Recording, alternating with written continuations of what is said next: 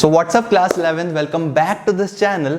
और गाइस, आप लोगों के जैसे पेपर पास आ रहे हैं तो यार मैं थोड़ा बैठकर सोच रहा था कि क्या कर सकते हैं हम आप लोगों के लिए, और माइंड में आया कि चलो एटलीस्ट आप लोगों की प्रिपरेशन तो बहुत अच्छी चल रही होगी, ऐसा मैं होप करता हूं। और हम आज डिस्कस कर लेते हैं कि क्या कुछ ऐसे फैक्टर्स हैं, कुछ इंपॉर्टेंट टॉपिक्स हैं जो आपको पेपर में देखने को मिल सकते हैं। जी हाँ, मैं बात कर रहा हूं आपका जो फाइनल एग्जामिनेशन अभी आने वाले हैं सभी क्लास 11th के स्टूडेंट्स के लिए, उस पर ही हम बात करते हैं। तो फटाफट से बिना टाइम वेस्ट करे वीडियो को शुरू कर लेते हैं। अगर चैनल पर फर्स्ट टाइम आया गाइस तो चैनल को सब्सक्राइब कर लेना और लेट्स बिगिन।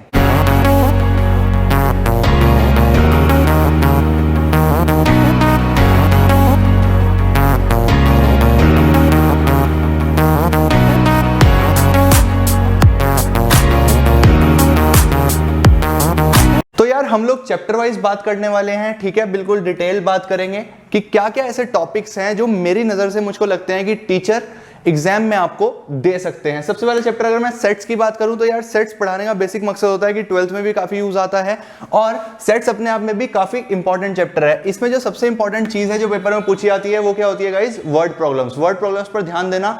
वेन डायग्राम से रिलेटेड आपको वर्ड प्रॉब्लम देखने को मिल सकती है सेट्स चैप्टर में। आपको अजीब अजीब से सिनेरियो दे देगा कि इतने स्टूडेंट्स मैथ्स पढ़ते हैं, इतने फिजिक्स पढ़ते हैं, इतने मैथ्स एंड फिजिक्स पढ़ते हैं, तो बताओ इतने क्या पढ़ते हैं। इस तरह के क्वेश्चन बहुत आते रहते हैं, उसमें हमें वेन डायग्राम ड्रॉ करना होता है। लैंग्वेज में क्वेश्चन आता है तो वो बहुत पूछा जाता है, उसको ध्यान से करके जाएं। बाकी एनसीईआरटी बहुत अच्छे से करके जाएं, ठीक है। सेट्स का इतना आपको ध्यान रखना है। अगले चैप्टर पर अगर मैं बात करूं तो सेकंड चैप्टर है relations and functions. Relations and functions is again a very important chapter because 12th class में भी रिलेशंस एंड फंक्शंस चैप्टर है और ये उसका बेस होता है, ठीक है। तो टीचर को एक्सपेक्टेशन रहती है कि बच्चे को बहुत अच्छे से समझ आ जाए ताकि 12th क्लास में वो बोर्ड्स में भी बहुत अच्छे से रिलेशंस फंक्शंस को करे, ठीक है। इसमें जो इंपॉर्टेंट चीजें हैं जो पूछा जाता है, ठीक है, वो क्या पूछा जाता है? कुछ पर्टिकुलर फंक्शंस के ग्राफ्स हैं और नेचर है, जैसे सिग्नम फंक्शन हो गया, पॉलिनोमियल फंक्शन हो गया, और बहुत सारे ग्रेटेस्ट इंटीजर फंक्शन हो गया। ऐसे ही बहुत सारे फंक्शंस दिए गए हैं एनसीईआरटी टेक्स्ट बुक में। आप उन सभी फंक्शंस के ग्राफ्स, उनका नेचर और क्या है वो पूरे उसको देखकर जाएं। मैंने सारे के सारे पढ़ा रखे हैं, आप चैनल पर प्लेलिस्ट देख सकते हैं relations and functions class 11th की, आपको वो मिल जाएंगे। तो बेसिकली सबसे ज्यादा इंपॉर्टेंट पार्ट वही है, ठीक है। बाकी मिसलेनियस आप इसका मिस मत करना, ठीक है। एनसीईआरटी से ही क्वेश्चन देखने को मिलता है। नेक्स्ट अगर मैं चैप्टर की बात करूं तो नेक्स्ट है ट्रिग्नोमेट्रिक फंक्शंस। तो यार trigonometric functions again is a very very important chapter because इसका भी कहीं ना कहीं 12th क्लास में रोल रहता है। काफी सारी 11th की जो मैथमेटिक्स है वो एज इट इज 12th में हम लोग यूज करने वाले हैं, ठीक है। तो कच्ची नहीं रहनी चाहिए चीजें। ट्रिग्नोमेट्रिक फंक्शंस में मैं आपको कहूंगा कि गाइस आपको प्रैक्टिस करने की जरूरत है। एनसीईआरटी करें, बिल्कुल करें, लेकिन जितने ज्यादा आप क्वेश्चंस करेंगे उतना आपको फायदा होगा बिकॉज अक्सर देखा गया है क्लास 11th में ट्रिग्नोमेट्रिक फंक्शंस का क्वेश्चन एनसीईआरटी से थोड़ा कम दिया जाता है। अगर दिया जाता है तो ट्रिग्नोमेट्रिक इक्वेशन से दिया जाता है, लेकिन अगर फॉर्मूला बेस्ड क्वेश्चन की बात करूं तो ज्यादातर टीचर्स एक्स्ट्रा बुक से ही क्वेश्चन देना प्रीफर करते हैं। बट अगर आपका कॉन्सेप्ट स्ट्रॉन्ग है, बस एक्स्ट्रा बुक से प्रैक्टिस करते रहना और एनसीईआरटी मत छोड़ के जाना। बाई चांस अगर टीचर लेजी हुआ तो शायद आपको एनसीईआरटी से भी दे दे, ठीक है। तो इसका बात आप ध्यान रखेंगे, ठीक है। आगे बढ़ते हैं। आगे है चैप्टर नंबर 4 मैथमेटिकल इंडक्शन। तो भाई इसमें ज्यादा दिमाग लगाने की जरूरत नहीं है, कोई एक्स्ट्रा बुक देखने की जरूरत नहीं है। सिंपली आप एनसीईआरटी में एक ही एक्सरसाइज है इसकी, उसको कर लो, काम खत्म। अगर क्वेश्चन आना होगा तो उससे ही आएगा, वरना कोई एक्स्ट्रा ऐसा कुछ है नहीं। सारे क्वेश्चन एक जैसे हैं, सारा प्रोसीजर एक जैसा है, कुछ भी नया करने की जरूरत नहीं है, ठीक है। अगर कोई नया आ भी गया तो उसका प्रोसीजर एज इट इज वही है जो एनसीईआरटी में क्वेश्चंस गिवन है उस पर बेस्ड, ठीक है। तो टेंशन लेने की जरूरत ही नहीं है, बहुत इजीली मैथमेटिकल इंडक्शन एनसीईआरटी पर फोकस करो, हो जाएगा। सिमिलरली बात करता हूं नेक्स्ट लीनियर इनइक्वालिटीज की। तो linear inequalities is a very important topic. ये एक बेसिक टॉपिक है, ठीक है, बेस है, आगे बहुत जगह यूज होता रहता है इन बिटवीन क्वेश्चन। जैसे सेट्स हो गया वैसे ये भी लीनियर इनइक्वालिटीज बहुत बेसिक है, ठीक है। काफी आसान होता है, बहुत आसान से क्वेश्चन होते हैं इसमें जो पेपर में पूछे जाते हैं। दो टाइप्स पर ध्यान रखेंगे। पहली टाइप कौन सी है? पहली टाइप वो जिसमें डिनोमिनेटर में आपका x-3 x-2 इस तरह से फंक्शन हो, ठीक है। समझ रहे हो आप? जैसे x-2 upon x-3 is greater than x+2 upon x+5 और आपको x के लिए सॉल्व करना है। इस तरह के क्वेश्चन बहुत पूछे जाते हैं जिसमें आपको पहले कैलकुलेशन करनी है और उसके बाद आपको सॉल्व करना है, ठीक है। फर्स्ट टाइप ये हो गई। और दूसरी टाइप जो आपकी होती है गाइस वो होती है वर्ड प्रॉब्लम से रिलेटेड। वर्ड प्रॉब्लम से रिलेटेड कौन सी होती है? जैसे मैंने बात करी थी सेट थ्योरी में कि इसमें वर्ड प्रॉब्लम के क्वेश्चन बहुत पूछे जाते हैं कि वो आपको लैंग्वेज में कुछ लिख कर देगा, आपको उसको मैथमेटिकल एक्सप्रेशन में कन्वर्ट करना होगा, देन आप फिर उसको सॉल्व करेंगे, ठीक है। तो ये वाली टाइप का ध्यान रखना। मिसलेनियस एक्सरसाइज में आपको क्वेश्चन मिल जाएंगे, ठीक है, जितना मेरे को याद आ रहा है, ठीक है। तो वो मिसलेनियस एक्सरसाइज के जो क्वेश्चंस हैं वो छूटने नहीं चाहिए। मिसलेनियस के एग्जांपल्स एंड एक्सरसाइज, ठीक है, ध्यान रखेंगे।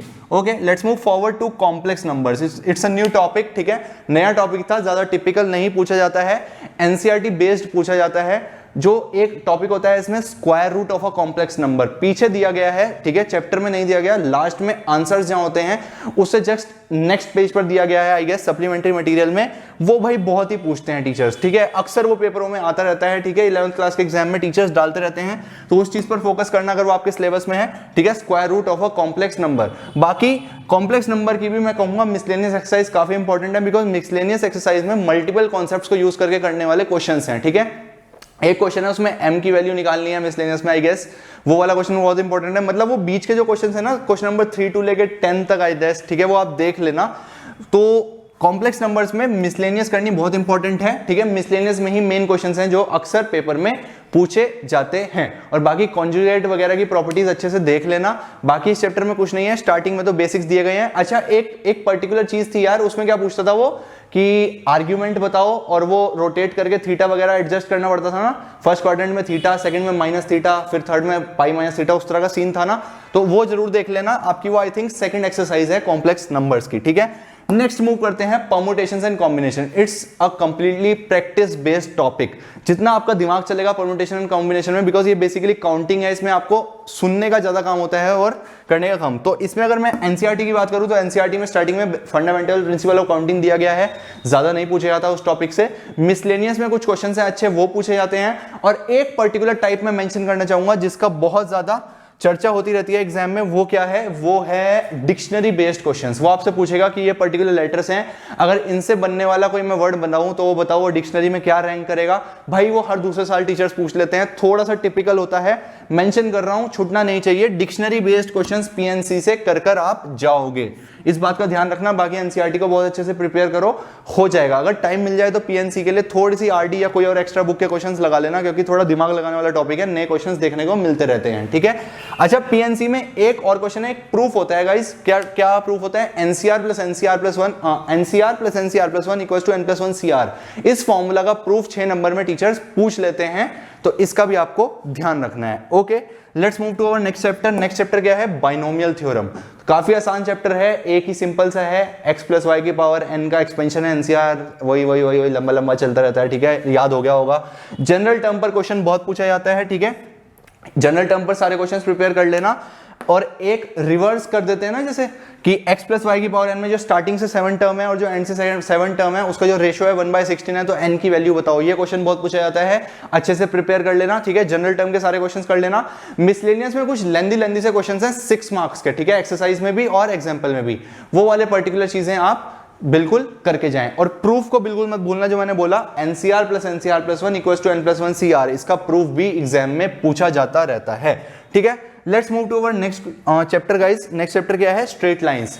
स्ट्रेट लाइंस की अगर मैं बात करूं और इसमें अगर मैं कोई प्रूफ पूछने की बात करूं, कोई प्रूफ पूछा जा सकता है क्या, तो वो है डिस्टेंस फॉर्मूला का प्रूफ। डिस्टेंस फॉर्मूला क्या होता है, अगर कोई पॉइंट है x1 y1 और उसका हमें डिस्टेंस निकालना है ax plus by plus c से, तो क्या होता है distance modulus of ax1 plus by1 plus c upon under root of a square plus b square. तो ये वाले फॉर्मूला का आपको प्रूफ पता होना चाहिए, कैसे ये आता है, ठीक है। एनसीईआरटी में ही एग्जाम्पल के आसपास कहीं पर प्रूफ गिवन है, बच्चे की नजर नहीं पड़ती है बट टीचर की बेशक पड़ती है, और वो ये क्वेश्चन पूछकर आपके 4 नंबर खाने की कोशिश करता है, बट आप लोगों को ये 4 नंबर खोने नहीं है। मैं बता रहा हूं, अगर आ गया तो आपको आना चाहिए, डिस्टेंस फॉर्मूला का प्रूफ भूलना नहीं है, ठीक है। बाकी अगर मैं चैप्टर की बात करूं तो स्ट्रेट लाइंस काफी स्ट्रेट फॉरवर्ड चैप्टर है, कॉन्सेप्चुअल चैप्टर है। मिसलेनियस बहुत ज्यादा प्यारी है स्ट्रेट लाइंस की, क्योंकि ना बहुत अलग अलग वैरायटी के क्वेश्चंस गिवन है, तो स्ट्रेट लाइंस में तो आप एनसीईआरटी पर बहुत ज्यादा फोकस करें, मिसलेनियस पर तो करें ही करें, जो बाकी एक्सरसाइजेस हैं उस पर भी एनसीईआरटी का खास फोकस रहना चाहिए। एनसीईआरटी से बहुत सारे मेजॉरिटी ऑफ क्वेश्चंस देखने को पेपर में मिल जाते हैं, तो टेंशन लेने की जरूरत नहीं है। अगर आपको स्ट्रेट लाइन नहीं प्रिपेयर हुआ है एक्स्ट्रा बुक से, तो एनसीईआरटी करके जाना, एनसीईआरटी से क्वेश्चन आने की उम्मीद 70% है, ओके। और वो प्रूफ याद रखना, डिस्टेंस फॉर्मूला का भूलना नहीं है। अगले चैप्टर पर बढ़ते हैं गाइस। अगला चैप्टर है सीक्वेंसेस एंड सीरीज। तो इसमें क्या है, 10th क्लास में हम लोगों ने अरिथमेटिक प्रोग्रेशन पढ़ लिया था, लेकिन अब 11th क्लास में हमारा क्या ऐड हुआ था, एक तो ज्योमेट्रिक प्रोग्रेशन और एक सम ऑफ स्पेशल सीरीज। तो पेपर में जो ज्यादा देखा जाता है वो क्या है, सम ऑफ स्पेशल सीरीज या फिर सम ऑफ स्पेशल सीक्वेंसेस के क्वेश्चंस। वो अजीब अजीब सी सीक्वेंस देगा, 1 + 4 + 7 इस तरह की। मेथड ऑफ डिफरेंस नाम के तरह के क्वेश्चंस होते हैं, उसको आप जरूर देख लेना, ठीक है। स्पेशल सीरीज कौन सी होती है, nn + 1/2, nn + 1, 2n + 1/3, nn + 1 whole square by 2, का होल स्क्वायर, ठीक है, वो वाली सीरीज देख लेना, ठीक है ना, एन की, एन स्क्वायर की, एन क्यूब की, वो जो सीरीज होती है उस पर बेस्ड एक एक्सरसाइज है मिसलेनियस से जस्ट पहले वाली, उसको देख लेना बहुत अच्छे से, उससे क्वेश्चन आता है। और ज्योमेट्रिक प्रोग्रेशन के भी भाई वर्ड प्रॉब्लम्स गिवन है एनसीईआरटी में ही, वो बहुत अच्छे से करना। अगर मैं इस पर्टिकुलर चैप्टर की भी बात करूं तो काफी ज्यादा एक्सपेक्टेशन है मेरे को, 95% एक्सपेक्टेशन है कि सीक्वेंसेस एंड सीरीज से आपको जो क्वेश्चन मिलेगा पेपर में वो एनसीईआरटी बेस्ड ही मिलेगा। इसकी एनसीईआरटी थोड़ी सी टफ है, आपको लेबर करनी पड़ेगी, बट वो वर्थ है लेबर, बिकॉज उसी से ही अक्सर क्वेश्चन देखने को मिल जाता है। तो बेटा ध्यान रखना कि सीक्वेंसेस एंड सीरीज का एनसीईआरटी से क्वेश्चन आने की प्रोबेबिलिटी ज्यादा है। ज्योमेट्रिक प्रोग्रेशन और सम स्पेशल सीक्वेंसेस पर ध्यान ज्यादा देंगे, बिकॉज अरिथमेटिक प्रोग्रेशन तो आपको थोड़ा बहुत आता भी होगा। Chapter number 11 conic sections. Conic sections की अगर मैं बात करूं तो वैसे तो ये बहुत डीप टॉपिक है, अगर मैं आईआईटी विजन से बात करूं तो बहुत ज्यादा डीप चला जाता है, बट हमारी एनसीईआरटी में इसका बहुत छोटा सा पोर्शन दिया गया है, बहुत सिंपल सी पार्ट डिस्कस किया गया है और आपसे भी सिंपल बातें पूछी जाती हैं, ठीक है। इसमें मैं अगर आपसे बात करूं तो 2 प्रूफ्स आपको बहुत याद रखने हैं, ठीक है, अच्छे से याद रखने हैं। वो कौन कौन से? एक तो इलिप्स का प्रूफ। इलिप्स की इक्वेशन होती है x² upon a² plus y² upon b² equals to 1, वो पर्टिकुलर इक्वेशन का प्रूफ। और एक हाइपरबोला की इक्वेशन का प्रूफ, वो क्या होती है? x² upon a² minus y² upon b² equals to 1, जहां पर मेजर एक्सिस जो भी है, ठीक है, समझ गए ना आप लोग। वो दोनों प्रूफ पेपर में पूछे जाते रहते हैं। अच्छा, पैराबोला का प्रूफ भी अगर आप याद रख लोगे तो वो भी पूछते रहते हैं, y² इक्वल्स टू 4x का प्रूफ। कैसे होते हैं प्रूफ? वही जनरल बात, sum of distance from a point and a line is constant greater than 1 less than 1, ठीक है, उस कॉन्सेप्ट पर बेस्ड है, आप लोगों ने पढ़ रखे होंगे आई होप वो प्रूफ। तो ये 3 प्रूफ आपको अच्छे से प्रिपेयर करने हैं। नेक्स्ट, इसका भी क्वेश्चन एनसीईआरटी से ही आता है, ठीक है। और इसमें जो बच्चे गलती करते हैं, देखो वो जो जनरल वाले क्वेश्चंस होते हैं, फोकस बताओ, ये बताओ, वो तो बच्चे कर लेते हैं, लेकिन दिक्कत कहां आती है? जब वर्ड प्रॉब्लम पूछ ली जाती है। एक लेटर वाला क्वेश्चन बहुत इंपॉर्टेंट है, ठीक है। तो मिसलेनियस में जो वर्ड प्रॉब्लम्स है उसको बहुत ध्यान से करेंगे। एक रिफ्लेक्टर वाला क्वेश्चन है पैराबोला का, वो बहुत ध्यान से करेंगे। और बाकी जो इनके जनरल क्वेश्चन है ना, जैसे पैराबोलिक एक्सरसाइज में 10 एक जैसे क्वेश्चन है, उसके 4-4 5-5 अटेम्प्ट करके एक बार पक्के हो जाओ, मुझे आता है, पूरी एक्सरसाइज करने की जरूरत नहीं है, क्योंकि सारे एक जैसे हैं, कुछ भी नया नहीं मिलेगा। वर्ड प्रॉब्लम्स पर थोड़ा ज्यादा ध्यान देंगे, ठीक है। Let's move to our next chapter which is 3 dimensional geometry. So basically ये क्या है? 11th क्लास में इंट्रोडक्शन टू 3 डायमेंशनल ज्योमेट्री है।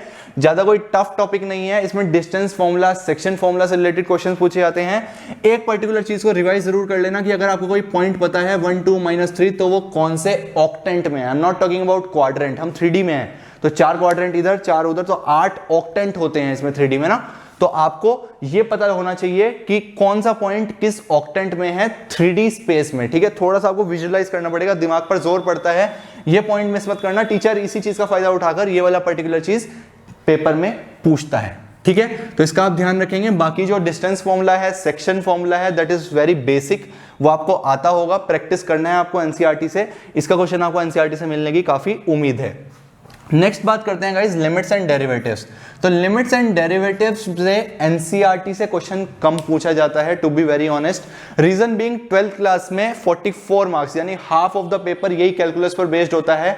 तो जो हमारे 11th क्लास का पेपर होता है वो इस तरह से डिजाइन होता है कि बच्चे से एक्सपेक्ट करा जाए कि उसने कम से कम लिमिट्स एंड डेरिवेटिव्स बहुत अच्छे से पढ़ा हो, क्योंकि 12th में इंटीग्रेशन भी पढ़ना है, इन्हीं सब चीजों पर बेस्ड होती हैं वो सारी बातें, ठीक है।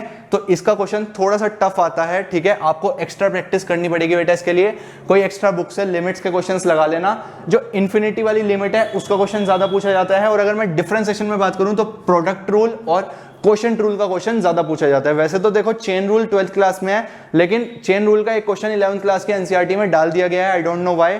और अगर टीचर ने वो पूछ लिया तो यार वो टीचर के लिए एक एडवांटेज होगा, बिकॉज कम बच्चों को चेन रूल आता है 11th क्लास में। तो वो जो एक क्वेश्चन है वो आप देख लेना चेन रूल का कौन सा है, और उसको भी जरूर करके जाना, क्योंकि आप एज में रहेंगे। Let's move to our next topic, chapter number 14 mathematical reasoning. काफी थ्योरेटिकल चैप्टर, काफी बोरिंग चैप्टर, एनसीईआरटी से बाहर कुछ नहीं पूछा जाएगा, कर लो, ठीक है। और कुछ पूछा भी गया एनसीईआरटी से बाहर तो बिल्कुल as it is NCERT based जैसी बातें हैं, कोई नई चीज नहीं है, कोई टफ टिपिकल करने लायक चीज नहीं है, बस चीज सीख ली तो बस हो जाएगा, ठीक है। तो इस पर मैं ज्यादा कुछ नहीं बोलना चाहूंगा। अगला बात करूं अगर मैं स्टैट्स की, तो स्टैट्स में मीन मीडियन मोड तो आपका बेसिक होता था पहले, अब आपका क्या आ गया? स्टैंडर्ड डेविएशन, वेरिएंस और ये सब चीजें, ठीक है। तो वेरिएंस पर क्वेश्चन ज्यादा पूछा जाता है। स्टैट्स की जो मिसलेनियस एक्सरसाइज है उस पर बेटा थोड़ा ज्यादा ध्यान देना। मिसलेनियस एक्सरसाइज में थोड़े से टिपिकल क्वेश्चंस हैं, ठीक है। अगर मैं मीन का टुच्चा टिपिकल की बात करूं तो वो बोलता है कि करेक्ट कर दिया, 38 था 41 करना था, अब बताओ नया मीन क्या होगा, एक टर्म घटा दी, अब बताओ नया मीन क्या होगा। तो ये बहुत बेकार क्वेश्चन होते हैं, इसमें कुछ भी नहीं करना होता, ठीक है, टाइम पास क्वेश्चंस होते हैं, ये फॉर्मूला पता होना चाहिए। ये वाले टाइप्स आप अच्छे से कर लेना, वेरिएंस और आपका स्टैंडर्ड डेविएशन बहुत अच्छे से कर लेना, ठीक है। और एक वो होता है ना ओवर मिसलेनियस में दिया हुआ है लास्ट पेज पर, मिसलेनियस की जो टॉप पर क्वेश्चंस है ना वेरिएंस के, कंपेयर करना है कि कौन सा ज्यादा बढ़िया है, कुछ इस तरह के क्वेश्चंस दिए हुए हैं, वो क्वेश्चन बहुत ज्यादा पूछे जाते हैं, उनको भी बहुत ध्यान से कर लेना। बाकी स्टैट्स पूरा एनसीईआरटी बेस्ड आपको पेपर में मिलने वाला है, ठीक है। Next let's talk about our last chapter, probability, ठीक है। तो प्रोबेबिलिटी अगेन मैं कहूंगा थोड़ा सा मेहनत करने वाला टॉपिक है, कार्ड्स का अच्छा नॉलेज रख कर जाना, ठीक है। Cards, coins up to 3 coins आपको अच्छे से आना चाहिए, कार्ड्स का अच्छा नॉलेज रखनी है आपको, ठीक है। एक क्वेश्चन होता है वो कि 52 वीक्स हैं, कुछ इस तरह का, प्रोबेबिलिटी बताओ इस ईयर में, लीप ईयर में 52 वीक्स होंगे, 1/3 1/4 उनके आंसर्स आते हैं, ठीक है। तो वो वाले पर्टिकुलर क्वेश्चन आप बहुत अच्छे से करके जाना, ठीक है। और इसकी मिसलेनियस थोड़ा ध्यान से देखना, और इसकी जो मेन एक्सरसाइजेज हैं वो भी ध्यान से देखना, ओके। तो प्रोबेबिलिटी पर तो मैं ज्यादा नहीं बोल पाऊंगा कुछ, ठीक है। बस ये पर्टिकुलर टाइप्स, कार्ड्स पर क्लियर रहना, कॉइन्स पर क्लियर रहना, ठीक है। और प्रोबेबिलिटी के लिए पीएनसी के कॉन्सेप्ट्स बिल्कुल क्लियर रखना, बिकॉज पीएनसी के रिलेटेड क्वेश्चंस प्रोबेबिलिटी में टीचर ज्यादा डालते हैं, क्योंकि वो चाहते हैं पीएनसी भी थोड़ा सा अप्लाई करे बच्चा, ठीक है। सो आई होप जल्दी से हम लोगों ने सारी बातें कर ली हैं, आई होप आपको सारी चीजें क्लियर हो गई हैं। बाकी जनरल एडवाइस की अगर मैं बात करूं तो यार अटेम्प्ट करते हुए कोई भी चीज छोड़कर मत आना, ठीक है। हर चीज अटेम्प्ट करना, बिकॉज जब तक आप उसे अटेम्प्ट नहीं कर रहे हो तभी तक आपको टफ लग रहा है, कुछ क्वेश्चंस की शक्ल भैड़ी होती है, ठीक है, लेकिन वो आगे और अच्छे निकल जाते हैं। तो पेन जरूर चलाकर देखना, चाहे क्वेश्चन सॉल्व हो या ना हो, कोई भी क्वेश्चन टफ लग रहा है उस पर पेन जरूर चलाकर देखना, अपने सारे कॉन्सेप्ट्स को रिकलेक्ट करना कि मुझे ये सब आता था, ये इसमें से कोई फॉर्मूला लग रहा है, अगर ना हो तो फिर छोड़ देना, लेकिन एक ट्राई जरूर देना। बाकी स्पीड का ध्यान रखना गाइस, ठीक है। आई होप आपको ये पूरी वीडियो अच्छी लगी होगी, ठीक है। मिलते हैं आगे ऐसी और वीडियोस के साथ, तब तक अपना प्यार बनाए रखें चैनल के साथ और शेयर करते रहें। Okay then guys, goodbye, take care.